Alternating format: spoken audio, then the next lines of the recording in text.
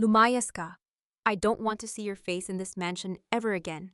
Wednesday, you are a thief, a disgrace to the legacy of my husband. Ang boses ni Doña Consuelo ay tila matalim na humihiwa sa katahimikan ng malaking sala. Sa gitna ng marangyang mansyon sa San Mateo, nakatayo si Wednesday, naninigas ang buong katawan. Ang kanyang mga kamay na namumula pa dahil sa maghapong pagluluto ng paboritong kare-kare ng kanyang yumaong biyenan ay nanginginig habang hawak ang isang dekolor na retrato. Iyon ang huling alaala ng amang pinagsilbihan niya nang may buong katapatan, ngunit ngayon, tila lahat ng pagod niya ay nawalan ng saysay. Mama, please, let me explain. Hindi ko kailanman magagawang nakawan ang pamilyang ito. I built this business with my own sweat and blood. Ang pagsusumamo ni Wednesday, ang kanyang boses, ay bahagyang pumiyok sa tindi ng emosyong nanunuot sa kanyang lalamunan. Ngunit ang tanging tugon na natanggap niya ay ang mapait na tawa ni Mercedes, ang kanyang binubuli na hipag na ngayon ay nakatayo sa tabi ni Consuelo na tila isang maamong tupa. Blood and sweat, o baka naman dugo at pawis ng ibang tao, ang ginamit mo para payamanin ang sarili mo. At ang uyam ni Mercedes. Inilapag nito ang isang tumpok ng mga dokumento sa mesa, mga papel na alam ni Wednesday na huwad, ngunit sa mga mata ng lahat iyon, ang katibayan ng kanyang pagkakasala. Look at these records. Malinaw na inililipat mo ang pondo ng kumpanya sa personal account mo. How could you be so heartless? Ang bawat salita ay tila isang dagok sa dibdib ni Wednesday. Lumingon siya sa sulok ng silid kung saan nakatayo ang kanyang asawa si Alejandro. Ang lalaking pinagkatiwalaan niya ng kanyang buhay. Ang lalaking ipinagtanggol niya laban sa sarili nitong pamilya ng maraming beses. Inaasahan niyang magsasalita ito, nayayakapin siya at sasabihing naniniwala ito sa kanya. Ngunit nanatiling nakayuko si Alejandro, ang kanyang mga kamao ay nakakuyom sa kanyang gilid, ngunit ang kanyang mga labi ay nanatiling tikom. Alejandro, speak up! Alam mong hindi ko ito magagawa. Ang pabulong na hiling ni Wednesday, ang kanyang mga mata ay nagsisimula ng mangilid ang luha. Ngunit ang katahimikan ni Alejandro ay mas masakit pa sa anumang sampal. Ang bawat segundo ng kanyang pananahimik ay tila isang dahan-dahang pagbaon ng karayom sa puso ni Wednesday, unti-unting pinapatay ang huling pag-asa na meron siya. Lumapit si Doña Consuelo, ang kanyang mukha ay puno ng pagkukunwaring puot. Sa isang mabilis na pagkilos, hinablot niya ang retratong hawak ni Wednesday at marahas itong ibinalibag sa sahig. Ang tunog ng nababasag na salamin ay tila sumasabay sa pagkadurog ng puso ni Wednesday. Ang mga pirapirasong bubog ay kumalat sa sahig gaya ng kanyang pangarap na isang masayang pamilya. Huwag mong dungisan ang alaala ng asawa ko. You are nothing but a gold digger, a social climber na walang utang na loob. Ang sigaw ni Consuelo habang ang kanyang daliri ay nakaturo sa pintuan. Umalis ka ngayon din. If you don't leave, tatawag ako ng pulis.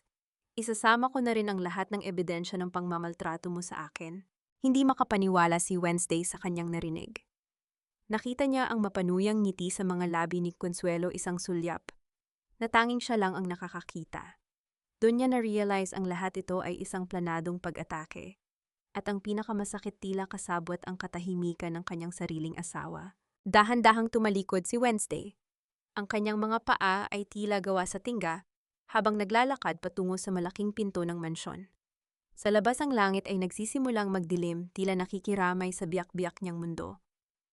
Paghakbang niya sa labas ng gate, narinig niya ang malakas na pagbagsak ng bakal na pinto.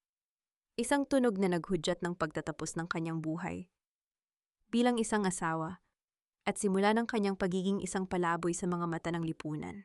Tumayo siya sa gitna ng kalsada, ang ulan ay nagsisimulang pumatak, hinahalo ang alat ng kanyang luha sa lamig ng tubig mula sa langit. Wala siyang dalang kahit ano kundi ang kanyang dangal na pilit nilang tinatapak-tapakan. Ang isip ay bumalik sa tanong na walang tigil na umaalingaw-ngaw sa kanyang diwa. Hanggang kailan kailangang magdusa ng isang tapat na puso bago ito mahanap ang katarungan sa gitna ng ganitong kalupitan? Bakit ang taong ipinaglaban mo ang siya ring unang bibitaw sa oras na ikaw naman ang kailangang ipagtanggol? Ang anino ng mansyon sa likuran niya ay tila isang dambuhalang halimaw na lumamon sa bawat sakripisyong ibinigay niya. Nanatiling nakatayo si Wednesday basa at giniginaw, ngunit sa kabila ng panginginig ng kanyang katawan, May isang maliit na apoy na nagsisimulang magliyab sa kanyang kalooban, isang apoy na hindi basta-basta mapapatay ng ulan o ng kahit anong panlilinlang. Naapuad. Tingnan niyo siya, yung bida sa balita, yung dambuhalang magnanakaw na nambubugbog pa ng biyanan, ang kapal ng muka na gawa pang magpakita sa labas. Ang mga salitang iyon ni Aling Charing ay tila mga linta na sumisipsip sa huling piraso ng dangal ni Wednesday. Nakatayo siya sa harap ng isang maliit na sari-sari store, ang kanyang buhok ay gulo-gulo at ang kanyang suot na damit ay lukot na mula sa magdamag na pag-upo sa isang gilid ng terminal. Hawak niya ang isang pirasong tinapay, ang tanging pagkaing kaya niyang bilhin, gamit ang barya-baryang natira sa kanyang bulsa, ngunit tila bumara ito sa kanyang lalamunan nang mapansin ang kawan ng mga taong nakatingin sa kanya. Excuse me, Aling Charing, wala po kayong alam sa katotohanan. Huwag po kayong basta-basta naniniwala sa mga nakikita niyo sa Facebook. Ang mahinahon, ngunit nanginginig na sagot ni Wednesday. Sinubukan niyang itayo ang kanyang likod, pilit na pinapanatili ang imahe ng isang babaeng hindi basta-basta natitibag, ngunit ang bawat marites sa paligid ay tila nagkakaisa sa kanilang panghuhusga. Anong walang alam kitang-kita sa video Wednesday? Yung iyak ni Doña Consuelo, yung mga pasaniya, husko akala namin napakabait mong asawa, iyon pala ay ahas ka sa damuhan. Ang hiyaw ni Aling Charing habang nakatutok ang kanyang cellphone kay Wednesday, tila isang live broadcast na naglalayong hiyain siya sa buong mundo. Sayang ang ganda mo, te.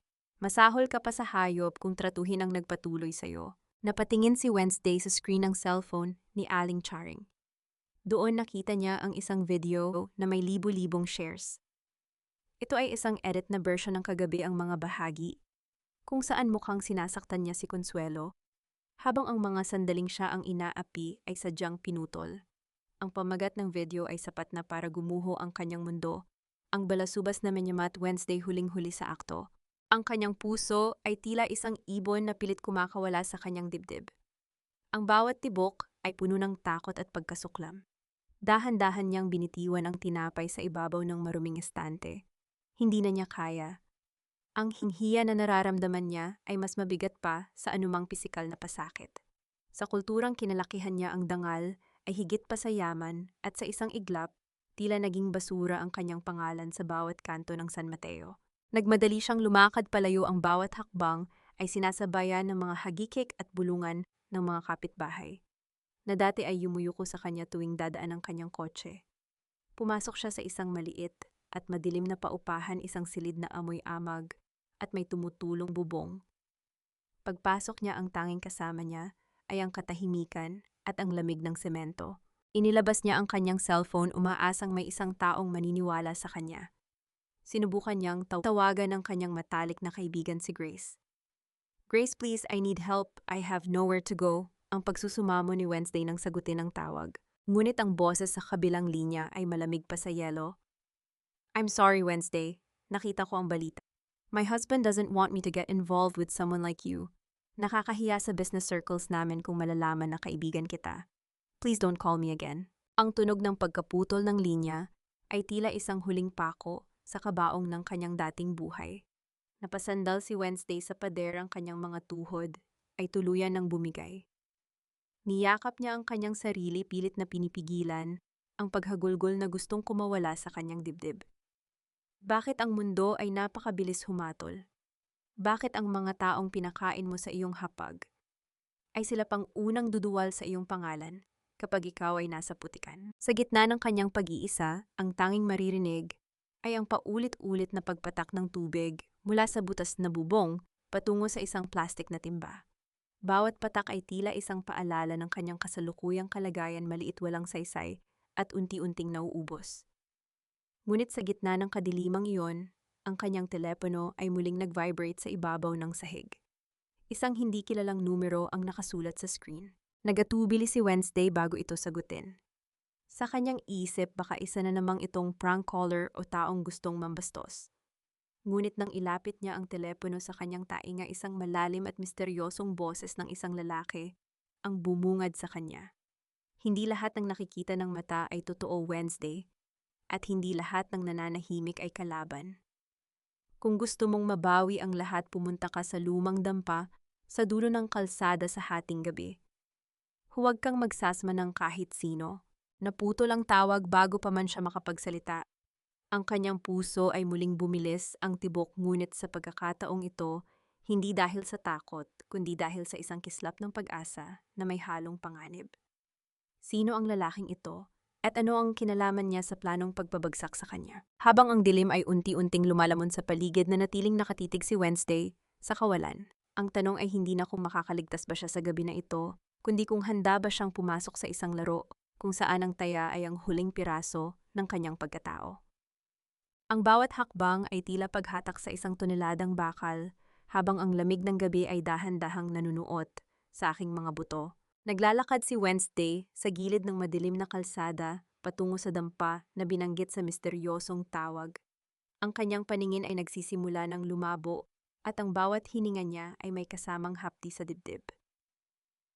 Ang lagnat na kanina pa sumusumpong ay tuluyan ng lumala. Sa gitna ng dilim, ang anino ng mga puno ay tila mga higanting mapanghusga na nakatitig sa kanya. Bago pa man niya marating ang dulo ng daan, ang kanyang mga tuhod ay tuluyan ng bumigay, at ang mundo ay dahan-dahang naging itim. Nang muling idilat ni Wednesday ang kanyang mga mata, hindi ang malamig na semento ang kanyang naramdaman, kundi ang gaspang ng isang banig at ang amoy ng usok ng kahoy. Isang maliit na lampara ang nagbibigay ng madilim na liwanag sa loob ng isang barong-barong.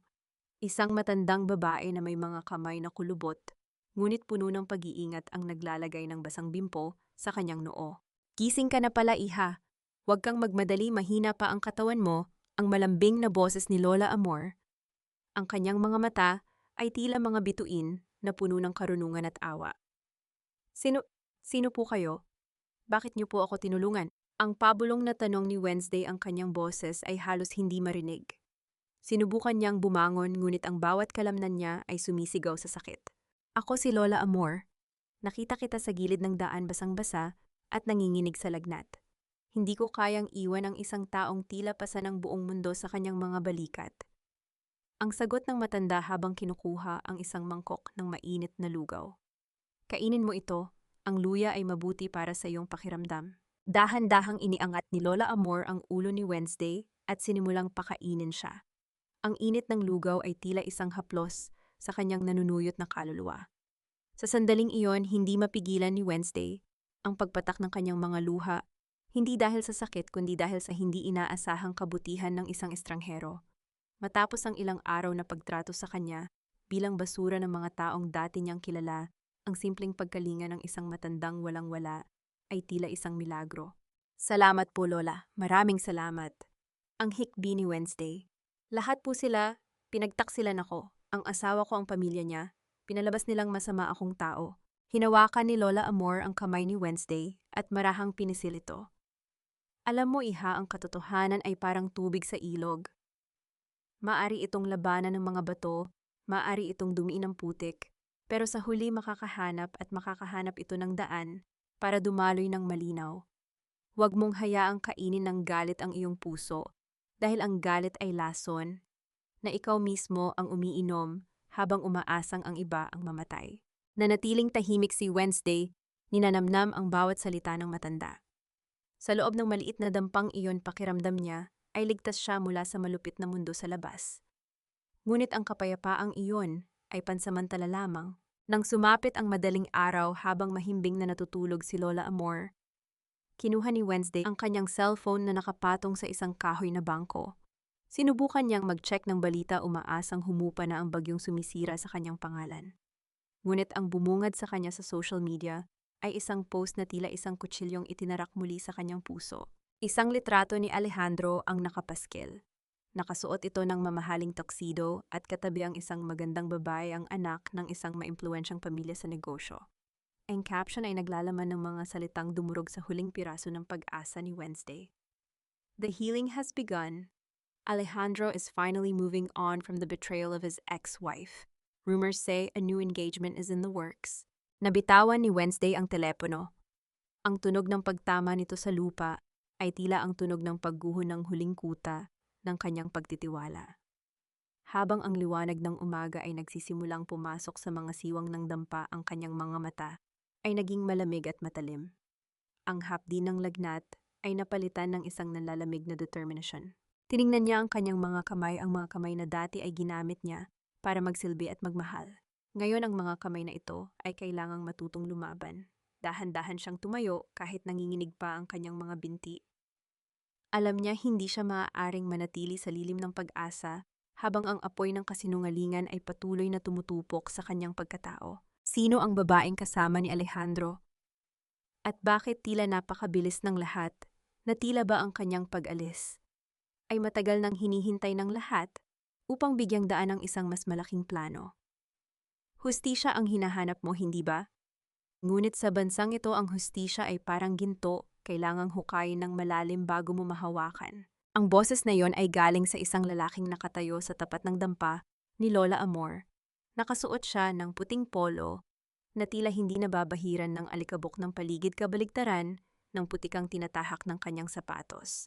Si Mateo, hawak niya ang isang itim na briefcase at ang kanyang mga mata bagaman nakatago sa likod ng mamahaling salamin ay tila nagbabasa sa bawat sugat na nakaukit sa mukha ni Wednesday. Kasalukuyang naglalabas si Wednesday sa isang lumang batya sa labas ng dampa. Ang kanyang mga kamay ay namumuti na sa babad ng tubig at sabon. Ang bawat kuskus niya sa maruming damit ay tila pagtatangkang burahin ang mantsa ng kahihiyan na idinikit sa kanyang pangalan. Ang pagsulpot ng lalaking ito ay tila isang maling nota sa isang malungkot na kanta. Sino ka at anong ginagawa mo sa lugar na ito? Ang tanong ni Wednesday habang pinapahid ang pawis sa kanyang noo gamit ang likod ng kanyang palad. Hindi niya binitiwan ang basang damit, tila ito ay isang kalasag laban sa bagong estranghero. Mateo Valeriano, isang abogado. Ang maikling sagot nito, sabay abot ng isang business card na tila nagniningning sa gitna ng karalitaan ng eskinita. Napanood ko ang balita tungkol sa iyo Wednesday at narinig ko rin ang tungkol sa nalalapit na pagdiriwang ni Alejandro. Masakit hindi ba ang itapon na parang basahan matapos mong itayo ang pundasyon ng kanilang yaman? Tumigas ang panga ni Wednesday. Ang pagbanggit sa pangalan ni Alejandro ay tila pagbuhos ng asido sa isang sariwang sugat.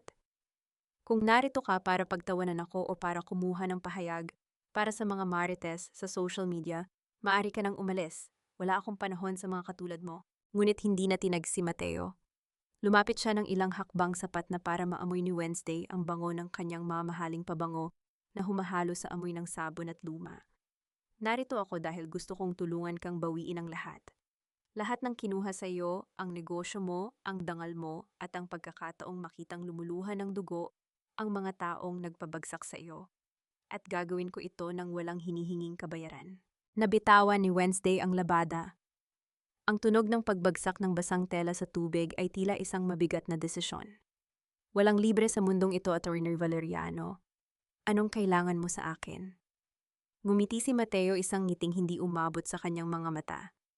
Gusto ko lang makita ang pagbagsak ng mga makapangyarihang mapangapi. Ang tagumpay mo ay tagumpay ko rin. Sa mga sumunod na araw, tila naging anino ni Wednesday si Mateo. Tinulungan niya itong makahanap ng mga supplier ng tela na hindi kontrolado ng pamilya ni Consuelo. Sa tuwing gabi, habang nagtatrabaho si Wednesday sa ilalim ng maliit na bombilya, si Mateo ay naroon nagdadala ng pagkain. Or di kaya'y tinutulungan siyang intindihin ang mga legal na dokumento. May mga sandali na ang kanilang mga balikat ay nagkakalapit at ang init ng presensya ng lalaki ay tila nagbibigay ng kakaibang kaba sa dibdib ni Wednesday, isang kilig na matagal na niyang kinalimutan, ngunit may kasamang babala. Isang gabi habang abala si Wednesday sa pag-aayos ng kanyang mga sketch para sa bagong disenyo ng det, may lumabas si Mateo para sumagot ng isang tawag. Dahil sa hangin, bahagyang bumukas ang briefcase na iniwan nito sa ibabaw ng hapag. Hindi sinasadyang napatingin si Wednesday sa loob. Doon sa ilalim ng mga legal na papel ay may isang lumang litrato. Isang litrato ang isang babaeng kamukha ng isang sikat na mga awit noong dekada 80 at sa likod nito ay may nakasulat na pangalan. Doña Consuelo Sin. Bago pa man niya mahawakan ang litrato, mabilis na pumasok si Mateo at isinara ang briefcase. Ang kanyang mukha ay seryoso at ang kanyang mga mata ay tila nagdilim. Masyado ng gabi, Wednesday. Magpahinga ka na. Marami pa tayong gagawin bukas para sa muling pagbubukas ng iyong shop. Ang sabi ni Mateo, ang kanyang boses ay tila may halong pagbabanta na binalot ng pag-aalaga. Nang makaalis ang abogado na natiling nakatayo si Wednesday sa dilim. Ang pasasalamat na nararamdaman niya ay unti-unting napapalitan ng isang malalim na pagdududa. Bakit may ganoong litrato si Mateo? At sino nga ba talaga ang lalaking ito na tila anghel na nahulog mula sa langit upang iligtas siya ngunit may dalang mga lihim na tila mas madilim pa sa gabing ito? Ang bawat tulong ba ay may nakatagong patibong at ang bawat ngiti ba ay isang maskara lamang ng isang mas malaking paghihiganti? Bako, akala mo ba matatapos ang lahat sa pag-alis mo sa mansyon? Hanggang sa huling hininga ng karera mo sisiguraduhin kung abo at putik ang hahawakan mo. Ang sulat na yon na nakasulat sa isang mamahaling papel at may amoy ng pamilyar na pabango ni Doña Consuelo ay natagpuan ni Wednesday na nakadikit sa pintuan ng kanyang maliit na talyer. Isang linggo na ang nakalipas mula nang simulan niya ang muling paghabi ng kanyang pangarap sa bakuran ni Lola Amor. Ang bawat hiblang tela na kanyang ginagawa ay tila simbolo ng kanyang unti-unting pagbangon. Ngunit ang bawat salita sa sulat na iyon ay tila isang malupit na paalala na hindi siya pababayaan ng kanyang mga kaaway hanggat hindi siya tuluyang nadudurog. Sa loob ng talyer mas sangsang ang amoy ng mga tina at basa pang tela. Pawis na pawis si Wednesday, ang kanyang mga daliri ay may mga bakas ng kulay mula sa paglulubog ng mga hibla. Sa kabila ng pagod may ngiti sa kanyang mga labi habang tinitingnan ang unang batch ng mga disenyong gawa. Sa traditional na paraan mga telang may mga pattern na hango sa kanyang sariling hapis at pag-asa. Ito na yon, Lola. Bukas kukunin na ito ng unang kliyente na nahanap ni Attorney Mateo. Ang masayang balita ni Wednesday kay Lola Amor. Ngunit ang ngiting iyon ay agad na napawi nang pumasok si Mateo, bitbit ang isang lumang makinang panahi.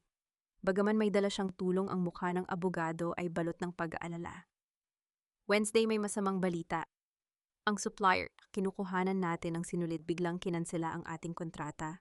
Sinabihan sila ng mga tauhan ni Consuelo na kapag itinuloy nila ang pag-supply sa'yo, mawawalan sila ng lisensya sa San Mateo. Nabitawan ni Wednesday ang gunting na hawak niya. Ang tunog ng pagtama nito sa sahig ay tila isang babala. Talagang hindi nila ako titigilan. Kahit sa ganito kaliit na paraan, gusto nila akong sakalin. Hindi lang yon ang dugtong ni Mateo habang dahan-dahang lumalapit kay Wednesday.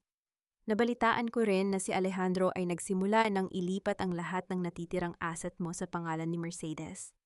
Ginagamit nila ang iyong pagtatago bilang ebidensya na pinabayaan mo ang iyong mga obligasyon. Ang puso ni Wednesday ay tila pinipiga ng isang dambuhalang kamay. Ang bawat balita ay tila isang sampal na nagpapaalala sa kanya ng kanyang kahinaan. Bakit, Mateo, bakit kailangan nilang gawin ito? Wala na akong kinuha sa kanila. Sa sandaling iyon, isang itim na sasakyan ang biglang huminto sa tapat ng talyer. Hindi ito ang sasakyan ni Mateo. Mula rito ay bumaba ang isang lalaking kilala ni Wednesday bilang kanang kamay ni Mercedes.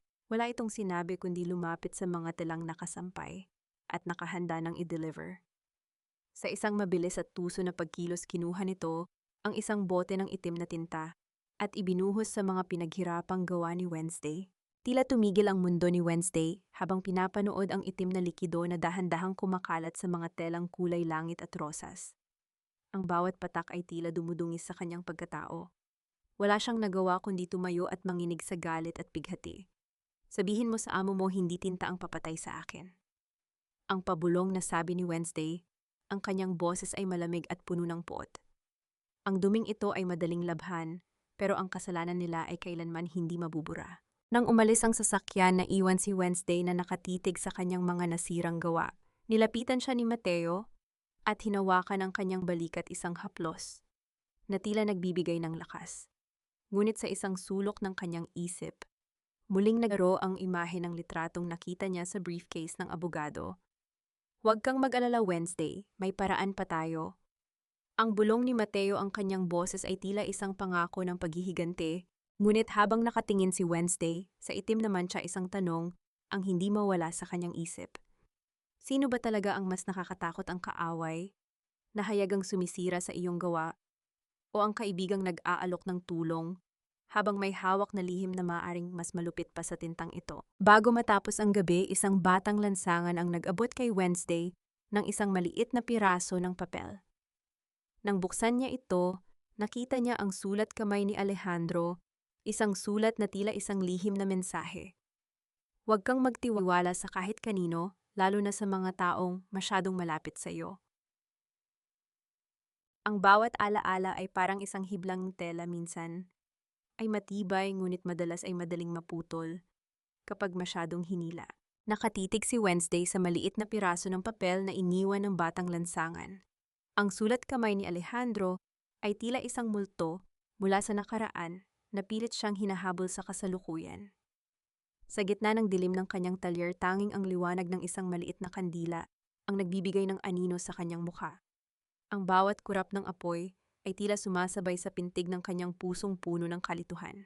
Huwag magtiwala sa kahit kanino, ang pabulong na tanong ni Wednesday sa sarili. Pagkatapos mo akong iwan sa gitna ng ulan, Alejandro, ngayon ay magpapanggap kang nag-aalala. Dahan-dahan niyang binuksan ang isang lumang kahon na dala-dala niya mula pa sa mansyon. Sa loob nito ay may mga liham na hindi kailanman naipadala, mga sulat na isinulat niya para kay Alejandro noong mga gabing magkalayo sila dahil sa trabaho. May isang piraso ng telang abaka roon, ang unang disenyong sabay nilang binuo.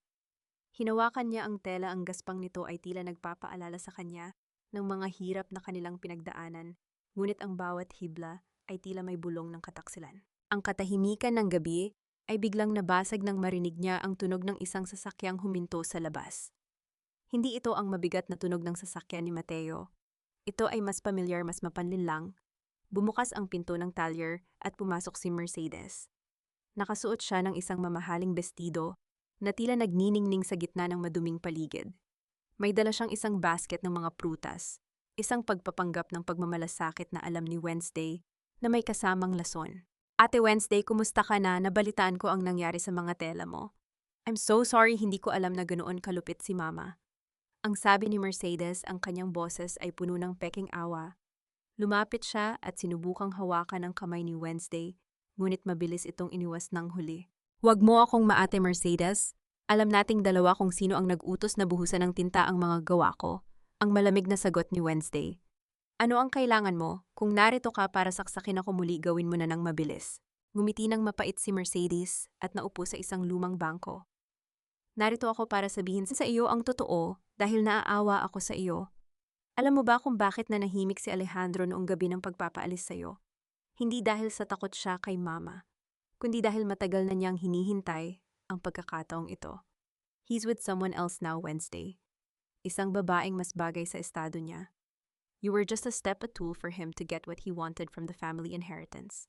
Ang bawat salita ni Mercedes ay tila isang dahan-dahang pagbaon ng kutsilyo sa likod ni Wednesday. Sinubukan niyang huwag magpakita ng kahinaan, ngunit ang panginginig ng kanyang mga labi ay hindi niya maitago. Umalis ka na, Mercedes, bago ko makalimutan na tao ka rin. Ang banta ni Wednesday, ang kanyang boses, ay tila galing sa ilalim ng lupa. Nang makaalis ang hipag na iwan si Wednesday, nalunod sa pagdududa. Ang babala ni Alejandro at ang mga salita ni Mercedes ay tila dalawang magkaibang puwersa na nagigipit sa kanya. Sino ang nagsasabi ng totoo? Kinabukasan, dahil sa hindi matapos-tapos na kuryosidad at sakit, nagpa siya si Wednesday na pumunta sa lungsod. Gusto niyang harapin si Mateo at itanong ang tungkol sa litratong nakita niya. Ngunit bago pa man siya makarating sa opisina ng abogado, may nahagip ang kanyang paningin sa isang sikat na coffee shop sa tapat ng gusali. Isang pamilyar na sasakyan ang nakaparada roon, ang itim na SUV ni Alejandro. Nanigas si Wednesday sa kanyang kinatatayuan. Mula sa sasakyan, bumaba si Alejandro, seryoso ang mukha at tila may iningatan. Ngunit ang mas ikinagulat ni Wednesday ay ang direksyong tinatahak ng kanyang asawa. Hindi ito patungo sa isang hotel o sa isang mamahaling restaurant. Pumasok si Alejandro sa mismong gusali kung saan matatagpuan ang law office ni Mateo. Ang kanyang puso ay tila tumigil sa pagtibok. Bakit narito si Alejandro? Bakit siya papasok sa opisina ng taong nagsabing tutulungan siyang pabagsakin ang pamilya nito? Ang babala ni Alejandro na huwag magtiwala sa kahit kanino ay tila naging isang malaking miron na nakatutok sa kanyang sariling katauhan. Habang pinapanood ni Wednesday ang pagsasara ng pinto ng elevator kung saan sumakay si Alejandro, isang nakakatakot na katotohanan ang dahan-dahang nabubuo sa kanyang isipan. Ang laban bang ito ay tunay na para sa kanya o isa lamang siyang kagamitan sa isang mas malaking sabwatan sa pagitan ng dalawang lalaking akala niya ay nasa magkabilang panig? Ang bawat paghinga ni Wednesday ay naging mabigat, habang ang anino ng pagtataksil ay dahan-dahang lumalamon sa liwanag ng kanyang pag-asa. Naka, trust is a luxury you cannot afford right now, Wednesday, lalo na sa mga taong akala mo ay kakampi mo. Ang boses ni Mateo ay malamig, walang emosyon, habang nakatayo siya sa likod ng kanyang malaking desk. Sa harap niya naninigas si Wednesday, ang kanyang mga kamay ay mahigpit na nakakapit sa isang maliit na supot ng mga kakaning binili niya bilang pasasalamat para sa abogado. Ngunit ang init ng pagkaing iyon ay tila kabaligtaran ng lamig na nararamdaman niya sa loob ng opisinang ito. Isang minuto lang ang nakalipas nang makita niyang lumabas si Alejandro sa backdoor ng silid na ito mabilis. Tuso at tila umiiwas sa anumang tingin. Anong ginagawa niya rito, Mateo? Ang tanong ni Wednesday, ang kanyang boses ay halos isang bulong na puno ng pait. Nakita ko siya. Nakita ko ang asawa ko na lumabas sa pinto na yan. Bakit kayo magkasama? Dahan-dahang lumapit si Mateo, ang kanyang sapatos ay gumagawa ng mahinang tunog sa makintab na sahig. Hinawakan niya ang balikat ni Wednesday, isang pagkilos na dati ay nagbibigay sa kanya ng lakas. Ngunit ngayon ay tila isang haplos ng isang ahas. Huwag kang padalos-dalos, Wednesday. Alejandro is a desperate man. Pumunta siya rito para takutin ako, para pilitin akong iwanan ang kaso mo. Do you really think he's here for a friendly visit? Napatitig si Wednesday sa mga mata ni Mateo. Gusto niyang maniwala. Gusto niyang isipin na ang lalaking ito ang kanyang tanging pag-asa. Ngunit ang bawat salita ni Mateo ay tila masyadong perpekto, masyadong handa. Parang isang script sa isang dula na siya lamang ang hindi nakakaalam ng dulo. Kung tinatakot ka niya, bakit hindi mo tinawag ang security? Bakit tila ang ayos ng pag-uusap niyo ang pagpupumilit ni Wednesday? Mateo, pagod na akong lokohin. Pagod na akong maging huling taong nakakaalam ng katotohanan. Bumuntong hininga si Mateo at naupo sa tabi ni Wednesday. I understand your pain, pero isipin mo, Wednesday, sino ang mas may motibong saktan ka? Ang asawang tumalikod sa iyo sa gitna ng ulan o ang abogadong ibinigay ang lahat para muling itayo ang iyong pangalan? He is gaslighting you, Wednesday. Alejandro is trying to plant seeds of doubt because he knows we are winning. Sa loob ng dibdib ni Wednesday, ang pagdududa ay tila isang makapal na amog na ayaw mawala. Ang kanyang puso ay nahahati sa dalawa, ang bahaging gustong sumigaw sa galit kay Alejandro at ang bahaging nagsisimulang matakot sa lalaking nasa harap niya. Ang bawat tibok ng kanyang puso ay tila isang babala na hindi niya mapakinggan ng maayos. Nang lumipas ang mga oras at gabi na nang makauwi si Wednesday sa dampa ni Lola Amor. Ngunit hindi ang katahimikan ng gabi ang sumalubong sa kanya. Nakita niya ang isang itim na sobrang nakasabit sa kanyang pintuan, walang pangalan, walang mensahe sa labas. Nang buksan niya ito sa ilalim ng malamlam na liwanag ng buwan, isang papel ang nalaglag. Hindi ito sulat. Ito ay isang bank statement, isang account record sa pangalan ni Mateo Valeriano. Doon nakasulat ang isang malaking deposito na naganap noong nakaraang buwan. Ang nagdeposito, isang kumpanyang pagmamay-ari ni Doña Consuelo. Ang boses ni Wednesday ay nawala sa kanyang lalamunan. Ang bawat numero sa papel ay tila mga anino na sumasakal sa kanya. Ang laso ng pagdududa ay tuluyan ng kumalat sa kanyang buong pagkatao. Kung si Mateo ay binabayaran ng kanyang kaaway, nasaan na siya kukuha ng lakas? At kung si Alejandro ang nagpadala ng sobrang ito, bakit hindi niya ito ibinigay ng personal? Sa gitna ng kadiliman, narinig ni Wednesday ang kaluskos ng mga tuyong dahon sa labas ng dampa. Isang anino ang dahan-dahang gumagalaw patungo sa kanyang bintana. Ang kanyang hininga ay tumigil, ang kanyang kamay ay dahan-dahang kinuha ang isang matalim na gunting na ginagamit niya sa pananahi. Sino ang nasa labas?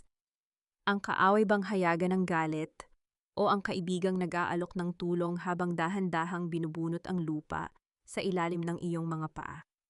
At bakit tila ang bawat taong akala niya ay nagmamahal sa kanya ay may kani-kaniyang presyo sa mundong ito? Akala mo ba matatalo mo ako sa sarili nating laro? You are just a pathetic weaver, Wednesday. Isang hamak na tagahabi na nangarap pumasok sa mundong hindi para sa kanya. Ang tinig ni Mercedes ay puno ng panunuya, habang ang kanyang mga mata ay naniningning sa ilalim ng mga dambuhalang chandelier ng Manila Diamond Hotel. Kasalukuyang nagaganap ang tao ng Textile Guild Gala isang pagtitipon ng mga pinakamayayaman at pinakamakapangyarihan sa industriya. Nakatayo si Wednesday sa isang madilim na sulok ng balcony. Ang kanyang simpleng suot na terno ay tila nagmumukhang basahan sa tabi ng kumikinang na gown ni Mercedes. Ilang minuto lamang ang nakalipas nang marinig ni Wednesday ang usapan ni Mercedes sa isang supplier sa madilim na pasilyo. Doon niya nalaman ang katotohanang matagal nang itinatago si Mercedes ang tunay na kumuha ng pondo ng kumpanya para bayaran ang kanyang mga luho at itago ang mga palpak na investment. At ang mas masakit, si Mercedes mismo ang nag-setup ng mga digital footprint para ituro ang kasalanan kay Wednesday. Narinig ko ang lahat, Mercedes. Ang lahat ng nakaw mo, ang lahat ng panloloko mo kay Alejandro at kay Doña Consuelo. Ang sagot ni Wednesday, ang kanyang boses ay malamig ngunit puno ng determinasyon. I have the ledger records now. Hindi mo na may kakaila ang katotohanan. Tumawa ng malakas si Mercedes, isang tunog na tila kalansing ng mga barya na walang halaga. You mean those digital files na madali kong mabubura sa isang click? Wednesday, look around you. Sino ang paniniwalaan nila? Ang isang magnanakaw na pinalaya sa sariling mansyon o ang isang matagumpay na tagapagmana na tumutulong sa mga biktima ng kahirapan? Hindi lahat ng tao ay nadadaan sa pera at ganda, Mercedes. Ang sabi ni Wednesday habang dahan-dahang lumalapit. Ang katotohanan ay may sariling bigat. At ngayong gabi ilalantad ko ang lahat sa harap ng mga investors. Biglang nagbago ang anyo ni Mercedes. Ang kanyang mapanuyong ngiti ay napalitan ng isang mapanganib na titig. Lumingon siya sa paligid, sinisiguradong walang nakakakita sa kanila. Sa madilim na bahaging iyon ng veranda. Lumapit siya kay Wednesday hanggang sa maramdaman nito ang mainit na hininga ng kanyang hipag. You really don't know when to stop, don't you? You think you're so smart? Ang bulong ni Mercedes, ang kanyang boses, ay tila isang laso na dahan-dahang pumapasok sa pandinig ni Wednesday. But you forgot one thing. In this family, I am the golden child. And you are just a replaceable wife. Sa isang iglap habang papalabas na si Wednesday patungo sa main hall, hinawakan ni Mercedes ang braso niya ng napakahigpit. Wait ate, I'm not done with you yet. Bitiwan mo ako, Mercedes, ang hiyaw ni Wednesday. Sinubukan niyang kumawala, ngunit ang lakas ni Mercedes ay tila galing sa isang desperadong hayop na ayaw mahuli. Nagkaroon ng mabilis na hatakan sa tuktok ng malaking hagdanan na patungo sa lobby. Ang bawat kilos ay tila isang marahas na sayaw ng puot. Sa gitna ng kaguluhan, isang tuso at mabilis na pagtulak ang ginawa ni Mercedes. Hindi ito isang simpleng XO, kundi isang sadyang pag-asinta sa balanse ni Wednesday. Help someone, help Ate Wednesday is trying to jump. Ang biglang pagsigaw ni Mercedes, ang kanyang boses ay agad na nagbago tungo sa isang hysterical na tono ng pagkukunwari. Naramdaman ni Wednesday ang pagkawala ng lupa sa ilalim ng kanyang mga paa. Ang kanyang paningin ay uminog at ang huling nakita niya ay ang mapait na ngiti ni Mercedes bago ang marahas na pagtama ng kanyang likod sa bawat baitang ng matigas na hagdanan. Ang bawat haging ng kanyang katawan sa semento ay tila isang paalala ng kanyang pagkatalo. Nang tumigil ang kanyang paggulong sa paanan ng hagdanan, ng bawat bahagi ng kanyang katawan ay sumisigaw sa sakit. Ang malabong paningin niya ay nakatitig sa kisame, habang ang mga tao ay nagsisimulang magtakbuhan patungo sa kanya. Sa gitna ng ingay, narinig niya ang boses ni Mercedes na tila isang anghel na nag-aalala, umiiyak at humihingi ng tulong para sa kawawang hipag. Bakit sa tuwing sinusubukan mong tumayo ang mundong ito, ay may laging handang kamay para itulak ka muli sa putikan? Habang ang kadiliman ay dahan-dahang lumalamon sa kanyang ulirat, isang tanong ang naiwan sa puso ni Wednesday. Kung ang sariling pamilya ang siyang pumatay sa iyong dangal, mayroon pa bang puwang ang katarungan sa ilalim ng mga bituing ito? Sa gitna ng kanyang pagkawala ng malay, naramdaman niya ang isang kamay na humawak sa kanyang palad, isang kamay na pamilyar ang init, ngunit puno ng panginginig. Isang bulong ang narinig niya bago ang lahat ay maging itim. Patawarin mo ako, Wednesday. Hindi ko nahahayaang saktan kanila muli. Huwag kang masyadong kampante, Wednesday. Hindi lahat ng lumalapit sa iyo ay may dalang gamot para sa iyong sugat. Ang iba lumalapit lang para siguraduhing malalim ang pagkakabaon ng kutsilyo. Ang boses ni Mateo ay hindi na ang malambing at mapagkalingang tinig na nakasanayan ni Wednesday sa loob ng nakalipas na mga buwan. Ngayon ang boses na iyon ay tila nanggagaling sa isang estranghero malamig kalkulado at walang bahid ng awa. Nakaupo si Wednesday sa gilid ng kanyang kama sa dampa ni Lola Amor, ang kanyang katawan ay balot pa ng mga benda mula sa pagkakahulog sa hagdanan. Ang bawat paggalaw niya ay nagdudulot ng matinding kirot, ngunit ang sakit na nararamdaman niya sa kanyang dibdib ay mas matindi pa kaysa sa anumang bali sa kanyang buto. Nasaan ang laptop ko, Mateo? Nasaan ang mga files na pinaghirapan nating kunin? Ang tanong ni Wednesday, ang kanyang boses ay nanginginig sa pagitan ng takot at galit. Lumingon siya sa sulok ng silid kung saan dati ay nakalagay ang kanyang mga gamit, ngunit tanging bakanting espasyo na lamang ang naroon. Ngumiti si Mateo, isang ngiting hindi umabot sa kanyang mga mata, habang dahan-dahang inilalabas ang isang USB drive mula sa kanyang bulsa. You mean these ang mga ebidensya ng pangungurakot ni Mercedes? At ang mga lihim na transaksyon ni Doña Consuelo? Huwag kang mag-alala, Wednesday. Safe ang mga ito sa akin. Masyadong safe hanggang sa puntong ikaw na mismo ang hindi makakahawak. Ang puso ni Wednesday ay tila tumigil sa pagtibok. Ang bawat hininga niya ay naging mabigat, tila may isang dambuhalang bato na nakapatong sa kanyang dibdib. Anong ibig mong sabihin, akala ko ba? Akala ko ba magkakampi tayo? Sabi mo gusto mong makita ang katarungan? Katarungan ang uyam ni Mateo habang lumalakad palapit sa bintana, pinapanood ang dahan-dahang paglubog ng araw. Wednesday, katarungan ay para lamang sa mga taong may kapangyarihan. I didn't help you because I care about your feelings. I helped you because your evidence is my golden ticket. Ang mga files na ito, sapat na ito para mapilitan si Doña Consuelo na ibigay sa akin ang lahat ng lupain sa San Mateo na ninakaw nila sa pamilya ko noon. Dahan-dahang tumayo si Wednesday, pilit na binabaliwala ang hapdi ng kanyang mga sugat. Ginamit mo lang ako, ginamit mo ang sakit ko, para sa sarili mong paghihiganti. At ngayon, Wednesday, kailangan nating mag-usap tungkol sa iyong kinabukasan. Ang dugtong ni Mateo habang dahan-dahang humaharap sa kanya. Ang kanyang mga mata ay tila mga butas ng isang baril na nakatutok sa noo ni Wednesday. Meron akong inihandang dokumento, isang deed of assignment.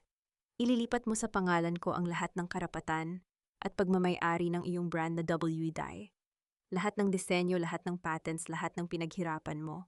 Hindi ko gagawin yan, ang hiyaw ni Wednesday. Ang kanyang mga luha ay tuluyan ng umagos. Iyan na lang ang natitira sa akin, iyan ang buhay ko. Kung ganoon, handa ka na bang makulong? Ang banta ni Mateo, ang kanyang boses ay naging seryoso at mapanganib. Meron akong sapat na ebidensya, mga peking ebidensya, na ako mismo ang gumawa na magpapatunay na ikaw ang nagtangka na mang-blackmail sa pamilya ni Alejandro. One call to the police Wednesday at ang mga sugat mo ngayon ay sa loob ng selda na maghihilom. You have 24 hours to decide. Your brand or your freedom. Nang umalis si Mateo, ang katahimikan ng dampa ay tila naging isang mabigat na kumot na sumasakal kay Wednesday.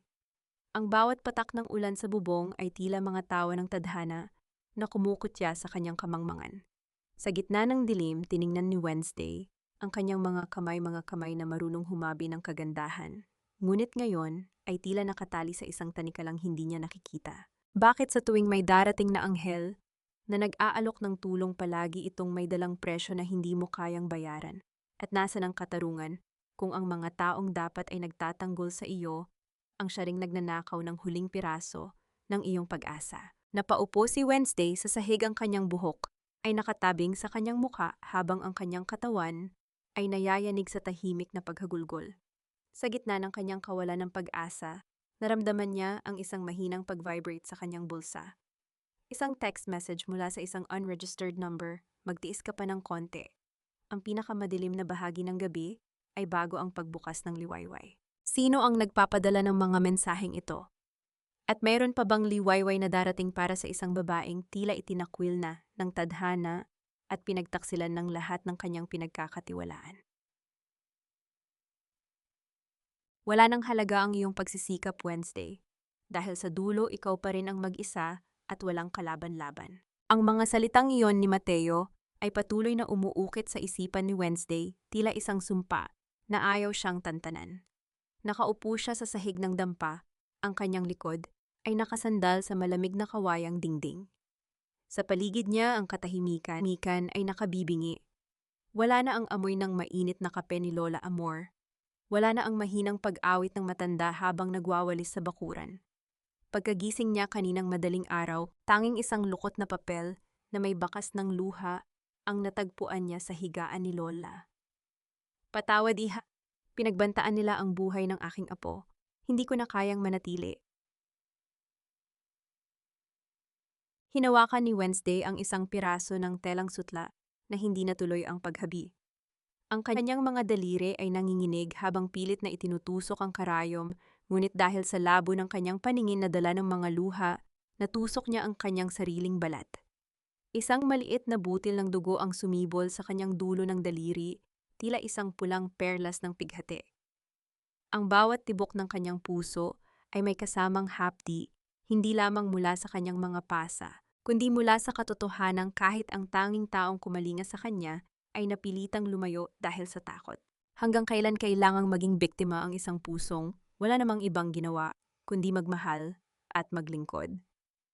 Ang pabulong na tanong ni Wednesday sa kawalan. Ang kanyang boses ay tila isang tuyong dahon na tinangay ng hangin. Inisip niya ang ultimatum ni Mateo. Ang kanyang brand, ang W-die, ay ang huling piraso ng kanyang kaluluwa. Kung ibibigay niya ito, para na rin niyang ibinigay ang kanyang huling hininga. Ngunit kung hindi ang madilim na selda ang naghihintay sa kanya, sa gitna ng kanyang matinding kawalan ng pag-asa, narinig ni Wednesday ang mahinang paglangit-ngit ng kahoy na pinto. Hindi ito ang marahas na pagpasok ng mga tauhan ni Mateo. Ito ay dahan-dahan tila may pag-aalinlangan. Ang kanyang katawan ay agad na nanigas ang gunting sa kanyang tabi, ay mabilis niyang hinawakan ng mahigpit. Isang anino ang dahan-dahang humaba sa sahig ng dampa dala ng liwanag ng buwan na sumisilip sa siwang ng pinto. Ang bango ng pamilyar na pabango, isang amoy ng sandalwood at lamig ng gabi, ay dahan-dahang humalo sa amoy ng amag sa loob ng silid. Hindi kailangang tumingin ni Wednesday para malaman kung sino ang dumating. Ang kanyang puso ay tila tumalon at pagkatapos ay bumagsak sa kailaliman ng kanyang tiyan. Wednesday, ang pabulong na tawag ng isang boses na dati ay nagbibigay sa kanya ng kapayapaan, ngunit ngayon ay nagdadala ng bagyo. Dahan-dahang iniangat ni Wednesday ang kanyang ulo. Nakatayo sa pintuan si Alejandro. Hindi ang Alejandrong nakasuot ng mamahaling tuksido sa gala, kundi isang Alejandrong mukhang pagod ang mga mata, ay malalim ang itim, at puno ng mga emosyong hindi mabasa. Nakasuot siya ng simpleng itim na jacket, at ang kanyang mukha ay bahagyang natatakpan ng anino. Anong ginagawa mo rito? Ang matalim na tanong ni Wednesday, habang pilit na tumatayo kahit nanginginig ang kanyang mga binti. Narito ka ba para panoorin ang huling pagdurog sa akin? O baka naman gusto mong siguraduhin na pipirmahan ko na ang mga papeles ni Mateo? Hindi sumagot si Alejandro. Sa halip lumapit siya ng ilang hakbang. Ang bawat paglapit niya ay tila pagbawas sa hangin na kayang hingahin ni Wednesday. You look so thin, Wednesday. Ang mga pasa mo. Sinubukan niyang iabot ang kanyang kamay para hawakan ang pisngi ni Wednesday, ngunit mabilis na umiwas ang huli. Huwag mo akong hahawakan. Ang hiyaw ni Wednesday, ang kanyang mga mata, ay naniningning sa galit. Wala kang karapatang maawa sa akin pagkatapos ng lahat ng ginawa mo. Pagkatapos mong manahimik habang tinatapon ako sa putikan. Pagkatapos mong makipagkasundo kay Mateo. Tumigil si Alejandro, ang kanyang kamay ay nanatiling nakabitin sa hangin bago dahan-dahang ibinaba. Hindi lahat ng nakikita mo ay totoo, Wednesday. May mga dahilan kung bakit kailangang magmukhang gabi ang tanghali. Puro katalinghaga, Alejandro, pagod na ako sa mga laro nyo. Ang bulyaw ni Wednesday habang ang kanyang mga luha ay muling dumadaloy. Kung narito ka para saktan ako, gawin mo na. Pero huwag kang magpanggap na nag-aalala ka pa. Lumapit si Alejandro ng mas malapit hanggang sa maramdaman ni Wednesday ang init ng kanyang hininga. Sa gitna ng dilim, nakita ni Wednesday ang isang bagay na hindi niya inaasahan sa mga mata ng kanyang asawa. Isang matinding sakit na tila kapantay ng sa kanya. Narito ako dahil wala na tayong oras. Ang seryosong sabi ni Alejandro, ang kanyang boses ay tila isang babala mula sa ilalim ng lupa. Mateo is not who you think he is, at ang mga dokumentong hawak niya, yun ang susi para mapalaya ka or para tuluyan tayong mabaon sa hukay. Kailangan mong sumama sa akin ngayon din. Napatigil si Wednesday. Ang kanyang isip ay naglalaban. Ang bawat hibla ng kanyang tao ay nagsasabing huwag magtiwala, ngunit may isang maliit na bahagi ng kanyang puso na tila sumisigaw na ito na ang huling pagkakataon. Sa labas narinig ang tunog ng mga sirena ng pulis na dahan-dahang papalapit sa lugar. Magpapasya ka ba Wednesday? Ang tanong ni Alejandro habang inilahad ang kanyang kamay. Sasama ka ba sa akin sa gitna ng panganib o hahayaan mong ang mga kasinungalingan ni Mateo ang maging huli mong hantungan? Ang tunog ng mga sirena ay lalong lumakas kasabay ng mabilis na pagtibok ng puso ni Wednesday. Sa pagitan ng asawang tumalikod sa kanya at ng kaibigang nag-traitor sa kanya, sino ang dapat niyang paniwalaan? Sa oras na ang buong mundo ay tila nais siyang lamunin ng buhay. Ang bawat segundo ng aking pananahimik ay isang kutsilyong itinarak ko rin sa sarili kong dibdib, Wednesday. Mas gusto ko pang kamuhian mo ako kaysa makita kitang malamig na bangkay sa ilalim ng lupa. Ang tinig ni Alejandro ay nanginginig hindi dahil sa takot, kundi dahil sa tindi ng emosyong matagal na niyang ibinaon sa kailaliman ng kanyang pagkatao. Kasalukuyan silang nakasilong sa isang abandonadong bodega sa gilid ng ilog malayo sa mga sirena ng pulis na kanina lang ay bumalot sa dampa ni Lola Amor. Ang tanging liwanag ay mula sa isang gaserang malabo. Ang ningas na nagpapakita ng mga luhang hindi na napigilan ni Alejandro na pumatak. Nakatayo si Wednesday sa tapat niya, ang kanyang mga kamao ay nakakuyom hanggang sa mamuti ang kanyang mga buko-buko. Ang galit na kanina ay tila isang naglalagablab na apoy, ay dahan-dahang napapalitan ng isang nakakalitong sakit. Bakit ngayon lang, Alejandro? Bakit kailangang dumaan ako sa impyerno bago mo maisipang buksan ang bibig mo? Pinalayas ako hinuya at tinraidor habang ikaw nanonood ka lang sa gilid. Bumuntong hininga si Alejandro, isang tunog ng pagod na tila galing sa isang taong ilang dekada nang hindi natutulog. Dahan-dahan niyang inilabas ang isang maliit na kwintas mula sa loob ng kanyang jacket, isang locket na may retrato ng isang babaeng may malungkot na mga mata. Ito ang aking ina, Wednesday. Ang tunay kong ina, hindi si Doña Consuelo. Ang aking ina ay pinatay. Dahan-dahang nilason ni Consuelo at Mercedes para makuha ang lahat ng mana ni Papa. Nanigas si Wednesday. Ang bawat salita ni Alejandro ay tila isang kidlat na nagbibigay liwanag sa madilim na nakaraan. Nalaman ko ang totoo 3 taon na ang nakalilipas, ang pagpapatuloy ni Alejandro habang ang kanyang boses ay naging malamig at puno ng determinasyon. Gusto kong pumatay Wednesday. Gusto kong sunugin ang mansyong iyon kasama sila. Ngunit alam kong hindi sapat ang galit para pabagsakin ang mga halimaw na tulad nila. Kailangan ko ng ebidensya. Kailangan kong maging mahinang asawa sa paningin nila para hindi sila mag-ingat. Lumapit si Alejandro at sa pagkakataong ito, hindi umiwas si Wednesday. Hinawakan ni Alejandro ang mga kamay ni Wednesday, ang mga kamay na may bakas pa ng tinta at sugat. Noong gabi ng pagpapaalis sa iyo, alam kong may mga mata ni Mateo na nakamasid. Alam kong ilalagay ka nila sa panganib kung mananatili ka sa tabi ko. Kailangan kitang itulak palayo para habang nakatutok sila sa iyo, dahan-dahan ko silang nasasakal sa loob ng sarili nilang negosyo. I was collaborating with a special financial task force. Ang bulong ni Alejandro, ang kanyang mukha ay malapit na sa mukha ni Wednesday. Lahat ng transaksyon ni Consuelo, lahat ng mga black accounts ni Mercedes nakuha ko na. Pero si Mateo ang hindi ko inaasahan. He is more dangerous than them, Wednesday. He is using my mother's death as a leverage to steal everything we built. Ang bawat paghinga ni Wednesday ay naging mabigat. Tiningnan niya ang kanyang asawa, ang lalaking akala niya ay kalaban iyon pala, ay ang tanging taong pumapasan ng pinakamabigat na krus para sa kanilang dalawa.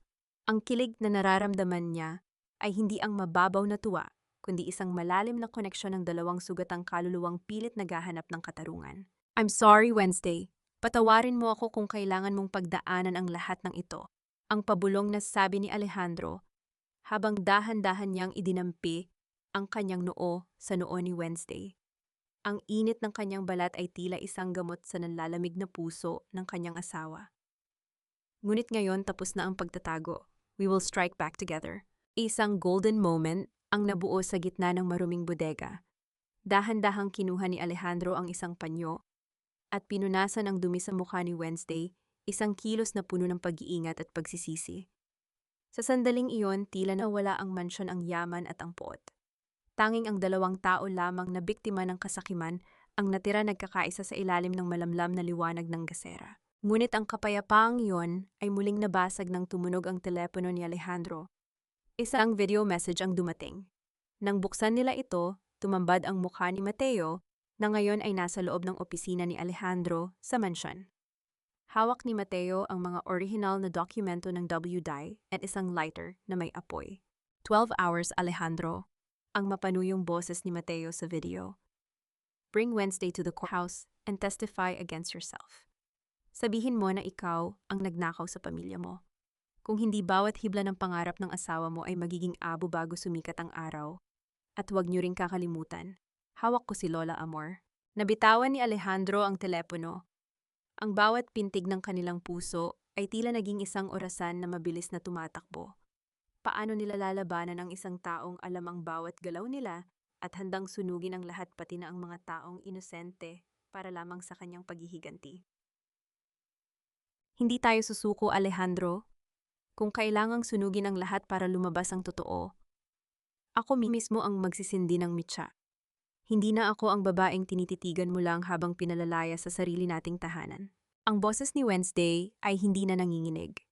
Sa gitna ng madilim na bodega, habang ang anino ng mga lumang makinarya ay tila mga dambuhalang bantay. Ang kanyang mga mata ay naglalabas ng isang uri ng liwanag na tila hindi kayang patayin ng anumang bagyo. Nakaharap siya kay Alejandro, ang kanilang mga mukha ay malapit sa isa't isa, sapat na para maramdaman ang init ng bawat hiningang puno ng determinasyon at pag-asa. Dahan-dahang inilatag ni Alejandro ang isang manipis na tablet sa ibabaw ng isang lumang kahoy na krate. Ang screen nito ay nagpapakita ng mga kumikislap na numero at mga pangalan ng mga dummy companies na ginamit ni na Consuelo at Mercedes. Ito ang kanilang kahinaan, Wednesday. Noong mga gabing akala nyo ay natutulog ako o naglalasing sa bar, dahan-dahan kong pinapasok ang kanilang mga digital accounts. Mayroon akong poison pill na inilagay sa system ni Mateo. Sa oras na gamitin niya ang mga dokumento mo sa korte, kusa itong maglalabas ng mga ebidensyang sarili niyang mga nakaw sa pamilya natin. Pero si Lola Amor, Alejandro, paano ang matandang nagligtas sa buhay ko? Ang tanong ni Wednesday, ang kanyang kamay ay mahigpit na nakahawak sa braso ng asawa. Hindi ko mapapatawad ang sarili ko kung may mangyaring masama sa kanya dahil sa akin. Hinawakan ni Alejandro ang mukha ni Wednesday, ang kanyang mga hinlalaki ay marahang hinahaplos ang mga tuyong bakas ng luha sa pisngi nito. Nahanap na siya ng mga tao ko. Kasalukuyan na silang gumagalaw para iligtas siya mula sa kamay ng mga tauhan ni Mateo. Kailangan lang nating magtiwala sa oras. Kailangan nating magpanggap na natatakot tayo hanggang sa huling sandali. Sa sandaling iyon, isang golden moment ang namusa pagitan ng dalawa. Kinuha ni Wednesday ang isang maliit na piraso ng telang sutla mula sa kanyang bulsa, ang unang telang hinabi niya sa talyer ni Lola Amor. Marahan niya itong itinali sa pulso ni Alejandro. Ito ang simbolo ng ating pangako, na kahit gaano man tayo kawasakin muli at muli nating hahabiin ang ating buhay. Hindi na tayo maghihiwalay, Alejandro, kahit anong mangyari. Tumango si Alejandro, ang kanyang mga mata ay naniningning sa paghanga at pag-ibig. Pangako, Wednesday, pagkatapos nito itatayo nating muli ang WDI. Hindi bilang isang negosyo lamang, kundi bilang isang tahanan para sa lahat ng mga kababaihang tulad mo na sinubukang durugin ng mundo. Lumipas ang gabi sa pagitan ng pagpaplano at tahimik na pananalangin. Nang magsimulang sumilip ang unang liwanag ng umaga sa siwang ng bubong, ang bawat gamit ay inayos na nila. Ang bawat salita ay kabisado na. Ang bawat ebidensya ay nakatago na sa mga tamang kamay ng Bureau of Internal Revenue at National Bureau of Investigation na lihim na nakikipag-ugnayan kay Alejandro. Sumakay sila sa isang simpleng sasakyan malayo sa karangyaan ng kanilang dating buhay. Habang tinatahak ang daan patungo sa Justice Hall, pinapanood ni Wednesday ang mga tao sa gilid ng daan, ang mga ordinaryong taong tulad niya na may kani-kaniyang krus na pinapasan. Napagtanto niya na ang katarungan ay hindi lamang tungkol sa pagpapakulong sa mga masasama, kundi tungkol sa pagbawi sa sariling kaluluwa na matagal nang ninakaw ng takot. Pagdating nila sa tapat ng malaking gusali ng korte, tumambad sa kanila ang kawan ng mga mamamahayag at mga marites na dala-dala pa rin ang mga placard ng pangungutya. Sa gitna ng hagdanan nakatayo si Mateo, nakasuot ng kanyang pinakamahal na suit, hawak ang briefcase na naglalaman ng mga pangarap ni Wednesday. Sa tabi niya ay sina Doña Consuelo at Mercedes, na tila mga reyna na naghihintay sa kanilang huling tagumpay. Lumapit si Mateo, ang kanyang ngiti ay tila isang babala ng kamatayan. Handa ka na bang sumuko Wednesday o gusto mong mapanood kung paano maglalaho ang lahat ng pinaghirapan mo sa isang iglap? Tumingin si Wednesday kay Alejandro at sa isang sulyap ay nagkaintindihan silang dalawa. Lumingon siya kay Mateo, ang kanyang likod, ay tuwid na tuwid ang kanyang mukha, ay walang bakas ng takot. Ang apoy ay hindi laging nakakasira, Mateo. Minsan ginagamit ito para linisin ang dumi at patibayin ang ginto. At ngayong araw tingnan natin kung sino sa atin ang tunay na masusunog. Habang pabalik-balik ang mga flash ng camera, dahan-dahang bumukas ang malaking pinto ng korte.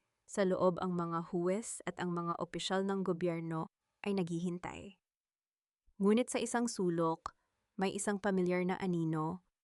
Ang nakakita ni Wednesday isang matandang babae na nakaupo ng maayos, ligtas at payapa.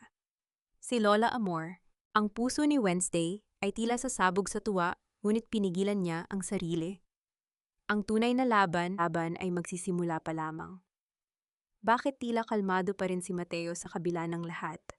At ano ang huling alas na hawak ni Doña Consuelo na hindi pa nailalabas, isang lihim na maaring magpabago sa kapalaran ni Alejandro sa isang kurap lamang? Ang bawat hakbang nila papasok sa loob ng silid ay tila tunog ng isang orasan na malapit nang tumama sa hating gabi.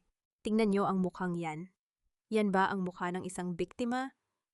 Or iyan ang mukha ng isang ahas na matapos naming kupkupin at ituring na sariling anak, ay tinuklaw ang kamay na nagpakain sa kanya? Ang boses ni Doña Consuelo ay umalingaw-ngaw sa buong silid ng korte, puno ng pait at kunwaring pighati. Nakasuot siya ng itim na terno, may hawak na rosaryo sa kanyang nanginginig na kamay, at bawat patak ng kanyang luha ay tila sadyang dinesenyo para sa mga lente ng kamera na nakatutok sa kanya. Sa harap ng hukom at ng publiko, siya ang larawan ng isang inang nagdurusa, isang matandang babaeng pinagtaksilan ng sariling manugang.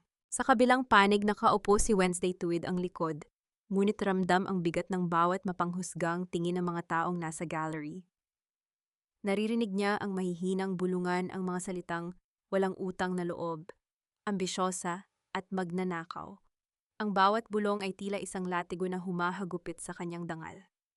Ngunit sa ilalim ng mesa, mahigpit na nakahawak ang kanyang kamay sa kamay ni Alejandro. Ang init ng palad ng kanyang asawa, ang tanging angkla niya sa gitna ng bagyong ito ng kasinungalingan. Your Honor. Ang pagpapatuloy ni Mateo habang dahan-dahang lumalakad sa gitna ng korte nang may nakakalitong kumpiyansa. Narito ang mga dokumentong nagpapatunay na si Wednesday ay hindi lamang nagnakaw ng pondo, kundi sinadya niyang manipulahin ang emosyon ng aking kliyente, si Doña Consuelo, upang makuha ang pirma nito sa mga papeles ng paglilipat ng ari-arian. She used her position as a wife to poison the mind of Alejandro and destroy this family from within. Inilapag ni Mateo ang mga folder sa mesa ng ebidensya. Ang bawat papel doon ay mga peking dokumentong siya mismo ang gumawa, ngunit sa husay ng kanyang pagkakahabi, tila ba ito ang tanging katotohanan. Lumingon si Mercedes sa gawin ni Wednesday, isang mapanuyang ngiti. Ang sumilay sa kanyang mga labi, isang ngiting nagsasabing, tapos ka na. Anong masasabi mo rito, Wednesday? Ang tanong ng hukom, ang boses nito ay seryoso at walang kinikilingan. Tumayo si Wednesday. Ramdam niya ang panginginig ng kanyang mga tuhod, ngunit binalot niya ang kanyang sarili ng baluti ng katotohanan. Bago siya makapagsalita, tumayo rin si Alejandro. Ang buong silid ay biglang tumahimik. Ang lahat ay naghihintay, ito na ba ang sandaling tuluyan nang itatakwil ni Alejandro ang kanyang asawa para iligtas ang sarili at ang kanyang pamilya? Your Honor, nais ko pong maglahad ng testimonya bilang pangunahing saksi at bilang taong pinakanakakaalam sa loob ng aming tahanan. Ang simula ni Alejandro, ang kanyang boses ay malalim at matatag. Alejandro, anak, sabihin mo sa kanila ang totoo. Sabihin mo kung paano tayo niloko ng babaeng iyan. Ang pagsingit ni Doña Consuelo, ang kanyang tinig ay tila isang paos na hiyaw ng desperasyon. Tumingin si Alejandro sa kanyang ina, ngunit walang pagmamahal sa kanyang mga mata. Tanging isang malamig na pagkilala sa isang halimaw na matagal na niyang pinag-aralan. Opo mama, sasabihin ko ang totoo. Ang katotohanang matagal niyo nang ibinaon kasama ng bangkay ng aking tunay na ina. Ang mga flash ng camera ay tila naging sunod-sunod na kidlat sa loob ng silid. Ang mukha ni Doña Consuelo ay biglang namutla, ang kanyang rosaryo ay nalaglag sa sahig at gumawa ng isang mahinang tunog ng pagkakalas. Ang bawat butil nito ay kumalat gaya ng kanyang mga kasinungalingan na nagsisimula ng mawasak. Your Honor, ang pagpapatuloy ni Alejandro habang iniaabot ang isang maliit na USB drive sa court officer. Ang mga dokumentong ipinakita ni Attorney Valeriano ay pawang mga huwad. Ang totoong mga transaksyon, ang mga lihim na video ng bawat pag-uusap nila ni Mercedes sa loob ng aking opisina at ang mga katibayan ng kanilang pakikipagsabuatan kay Mateo para nakawan ang kumpanya at sirain ang aking asawa ay naririto lahat.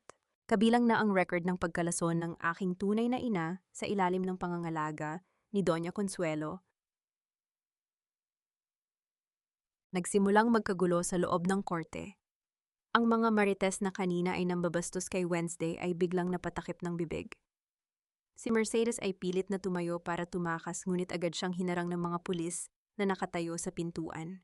Si Mateo naman ay nanatiling nakatayo, ang kanyang mukha ay hindi makapaniwala habang pinapanood ang kanyang poison pill. Naplano na siya mismo ang nilalamon ngayon. Napaupo si Wednesday, ang kanyang mga luha ay tuluyan ng umagos. Hindi na ito luha ng pighati kundi luha ng isang pusong sa wakas ay nakahinga. Tiningnan niya si Alejandro at nakita niya ang kanyang asawa na dahan-dahang lumalapit sa kanya, binaliwala ang kaguluhan sa paligid at hinawakan ang kanyang muka. Sabi ko sa iyo, Wednesday, hindi na kita hahayaang mag-isa sa ulan, ang pabulong na sabi ni Alejandro. Ngunit sa gitna ng tagumpay na ito, isang malakas na sigaw ang narinig mula kay Mateo. Akala niyo ba nanalo na kayo, Alejandro? Hindi mo alam ang lahat. May isang lihim pa ang ama mo na mas gugustuhin mong mamatay kaysa malaman. Biglang nagdilim ang paligid ng korte dahil sa isang hindi inaasahang brownout. Sa gitna ng kadiliman, isang putok ang narinig. Sino ang tinamaan? At ano ang lihim na binanggit ni Mateo na tila mas matindi pa sa lahat ng kanilang pinagdaanan? Ang katarungan ba ay may kaakibat na mas malaking sakripisyo, at handa ba silang dalawa na bayaran ang presyong ito para sa kanilang kalayaan? Ang bawat matalim na tunog ng putok ng baril ay tila pagpunit sa tilang dahan-dahan nating hinahabi, Alejandro. Ngunit sa pagkakataong ito, hindi tayo ang duguang biktima sa sahig. Ang katahimikan sa loob ng courtroom ay nakabibingi ng muling bumukas ang mga ilaw. Ang amoy ng pulbura ay humalo sa amoy ng lumang papel at pawis. Si Mateo ay nakadapa sa sahig, ang kanyang baril ay malayo sa kanyang kamay matapos siyang dambahin ng mga alertong security guards. Ang bala ay tumama sa kisame, isang butas na tila isang itim na mata na nakatingin sa lahat ng kasalanang nangyari sa loob ng silid na iyon. Tapos na ang laro, Mateo, ang malamig na sabi ni Alejandro habang dahan-dahang itinatayo si Wednesday mula sa pagkakasubsob sa ilalim ng mesa. Ang lihim na sinasabi mo tungkol sa utang ni Papa, alam ko na yon. At alam ko rin na ikaw ang nagmanipula sa mga dokumento para magmukhang ibinenta niya ang WDI sa pamilya mo. But I found the original deed of donation. My father left everything to Wednesday because she was the only one who truly cared for the legacy, not the money. Napasigaw sa galit si Mateo habang kinakaladkad siya palabas ng mga pulis. Ang kanyang mukha na dati ay puno ng kakinisan at karangyaan ay ngayon ay puno ng dumi at desperasyon. Hindi pa tapos ito, babalik ako. Sisiguraduhin kong maghihirap kayo.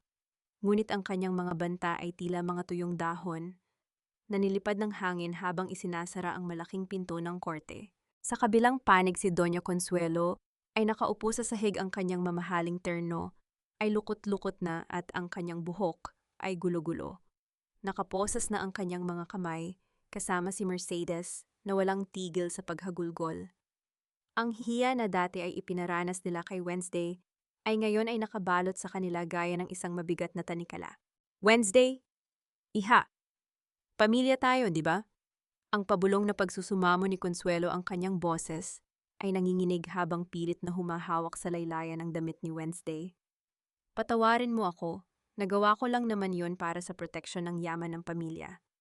Alejandro anak, sabihin mo sa kanila na iurong ang demanda.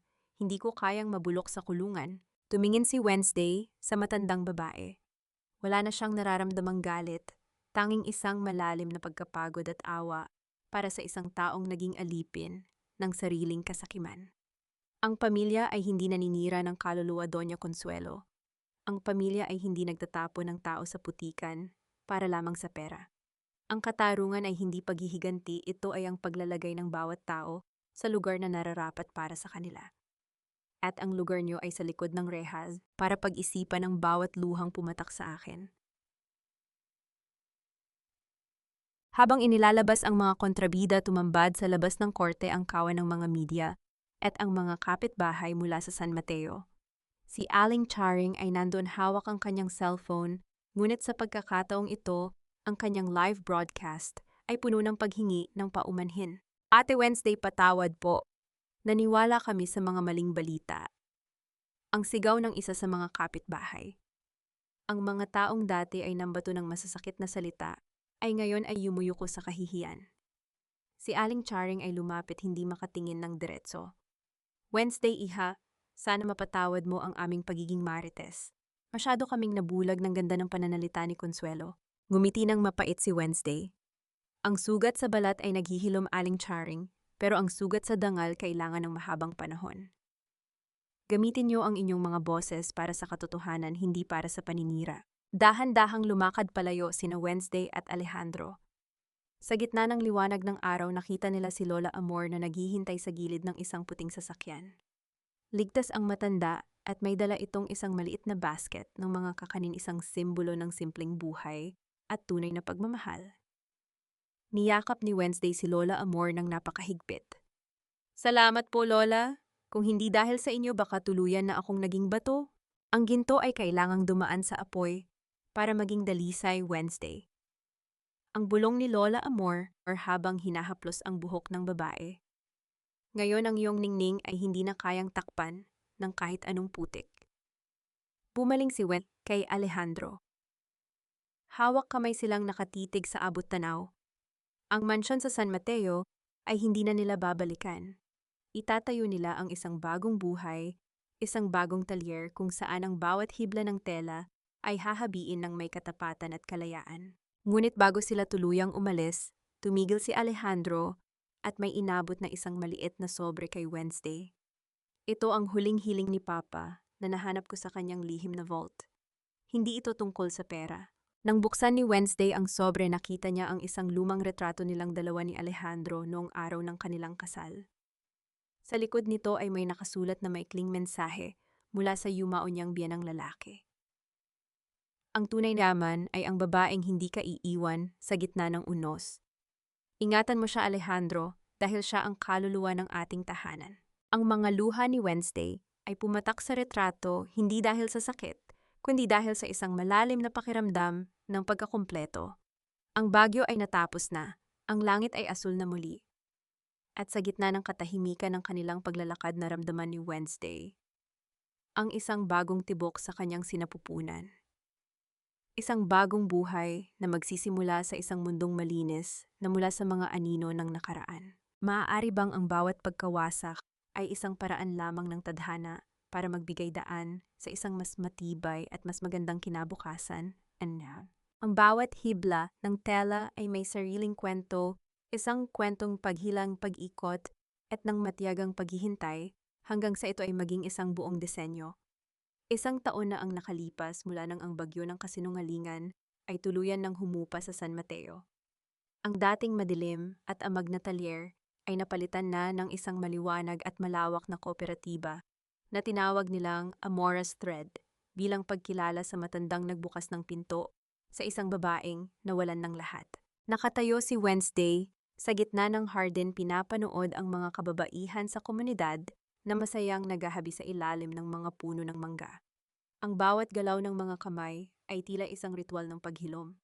Wala na ang takot sa kanilang mga mata, tanging ang ningning ng pag-asa at ang dangal ng pagkakaroon ng sariling kabuhayan. Sa kanyang tabi nakaupo si Lola Amor sa isang tumba-tumba na kangiti habang pinapanood ang bawat hibla ng buhay na dahan-dahang nabubuo. Ang ganda ng kulay na napili mo, Wednesday. Parang kulay ng langit pagkatapos ng ulan, ang sabi ni Lola Amor habang hinahawakan ang isang asul na tela. Ito ang kulay ng ating simula, Lola, ang sagot ni Wednesday, habang dahan-dahang hinahaplos ang kanyang tiyan, na ngayon ay kapansin-pansin na ang laki. Ang bawat sipa ng sanggol sa loob ay tila isang paalala na ang buhay ay laging nakakahanap ng paraan upang muling umusbong mula sa pinakamahirap na kalagayan. Dahan-dahang lumapit si Alejandro, may dalang dalawang baso ng malamig na buko juice. Ang kanyang mukha ay wala na ang bigat ng nakaraan. Ang dating mga anino sa ilalim ng kanyang mga mata ay napalitan ng kislap ng katuwaan. Inabot niya ang isang baso kay Wednesday at marahang hinalikan ng noo nito. The new shipment is ready, Wednesday. Sabi ng mga partners natin sa Manila, the W-Dye Revival is the most sought-after brand this season. Ang balita ni Alejandro, ang kanyang boses ay puno ng pagmamalaki. Pero sabi ko sa kanila, hindi ito tungkol sa trend. It's about the soul of the weaver. Salamat Alejandro, salamat sa pananatili o ang bulong ni Wednesday. Napadako ang kanilang pag-uusap sa mga taong naging bahagi ng kanilang madilim na kahapon. Si Doña Consuelo at Mercedes ay nananatili sa loob ng selda, hinihintay ang pinal na hatol para sa mas malalalim pang krimen na nadiskubre ng mga autoridad. Si Mateo naman ay tuluyan ng nawala ng lisensya at kasalukuyang sumasailalim sa rehabilitasyon dahil sa pinsala sa kanyang kaisipan na dala ng sariling paghihiganti. Napatawad mo na ba sila? Ang tanong ni Alejandro habang nakatingin sa malayo. Huminga ng malalim si Wednesday, pinapakiramdam ang malamig na simoy ng hangin. Ang pagpapatawad ay hindi para sa kanila, Alejandro. Ginawa ko iyon para sa sarili ko, para sa anak natin, at para sa kapayapaang matagal nating hinanap. Ang galit ay isang mabigat na tela na ayaw ko nang isuot kailanman. I have chosen to weave a different story now, one made of patawad and pag-asa. Sa sandaling iyon, ang boses ni Aling Charing ay narinig mula sa kalsada. May dala itong isang tray ng bibingka bilang regalo. Ang dating reyna ng chismis ay naging isa na sa mga masugid na tagapagtanggol ni Wednesday. Ginagamit ang kanyang malakas na boses para ipaalam sa lahat ang kagandahan ng katarungang tunay na nakamit. Wednesday, Alejandro. Ang ganda ng sikat ng araw ngayon, di ba parang nakangiti ang langit sa inyo? Ang masayang bati ni Aling Charing. Nagkatinginan ang mag-asawa at sabay na napangiti. Ang katarungan ay hindi lamang ang pagpapakulong sa mga nagkasala. Ito ay ang pagbawi sa iyong karapatang lumigaya nang walang takot. Ito ay ang paggising sa umaga na alam mong ang iyong pangalan ay malinis at ang iyong puso ay buo. Habang ang araw ay dahan-dahang lumulubog, naglalakad ang dalawa patungo sa kanilang bagong tahanan, isang bahay na binuo, hindi mula sa nakaw na yaman, kundi mula sa bawat sentimo ng kanilang katapatan at pagtitiyaga. Hawak kamay silang humarap sa bukas, handang tanggapin ang bawat hamon dahil alam nila na sa bawat pagkaputol ng hibla, mayroon at meron silang kakayahang muling magdugtong at lumikha ng isang obra maestra. Ang buhay ay hindi laging madali, ngunit sa ilalim ng paggabay ng tunay na pag-ibig at katarungan, ang bawat hapis ay nagiging bahagi lamang ng isang mas malaki at mas magandang disenyo. At sa San Mateo, ang kwento ni Wednesday ay mananatiling isang alamat ng isang babaeng dumaan sa apoy, ngunit lumabas na mas makinang pa sa anumang hiyas. Ang mong katahimikan sa dulo ng bawat paghahabi ay hindi tanda ng pagtatapos, kundi ang pagpapakita ng isang sining na handa ng harapin ang mundo ng may bagong ningning. Mga mahal kong tagapakinig, maraming salamat sa inyong pananatili at pakikinig hanggang sa huling hibla ng ating kwento. Habang isinusulat ko ang bawat bahagi ng buhay ni Wednesday, hindi ko mapigilang balikan ang sandaling itinapon siya sa labas ng mansyon sa gitna ng malakas na ulan, iyong hapdi ng mainit na sabaw sa kanyang balat, at ang mas masakit na pananahimik ni Alejandro. Aminado ako, dumanas din ng matinding kirot ang aking puso sa bahaging iyon dahil ang kwentong ito ay hindi lamang basta bunga ng imahinasyon. Ito ay inspirasyon mula sa mga totoong buhay ng mga kababaihang patuloy na lumalaban sa gitna ng kawalan ng katarungan. Bawat pahina ay binuo ng may malalim na pagsusuri sa ating kultura at sa katatagan ng puso ng bawat Pilipina. Sa inyong palagay, sapat na ba ang naging kaparusahan ni Doña Consuelo at Mercedes para sa lahat ng pasakit na ibinigay nila? At kung kayo ang nasa kalagayan ni Wednesday, muli niyo bang tatanggapin si Alejandro sa inyong bagong buhay? Sana ay naging kasama niyo ang kwentong ito sa inyong mga gawain sa araw-araw. Nasaan man kayo ngayon, sa gitna man ng pagluluto, pag-aalaga ng pamilya, or habang nagpapahinga, matapos ang isang mahabang araw. Isang malaking karangalan para sa akin na maging bahagi ng inyong oras. Kung ang kwentong ito ay nag-iwan ng marka sa inyong damdamin, mangyaring i-like at i-share niyo po ito upang mas marami pa tayong maabot na puso. Ibahagi niyo rin ang inyong mga saloobin sa comments dahil dito, bawat karanasan niyo ay mahalaga at handa kaming makinig. Naway manatili kayong matatag at patuloy na humabi ng inyong sariling magandang bukas, saan man kayo dalhin ng inyong tadhana. Manatiling may pag-asa at pagmamahal sa sarili.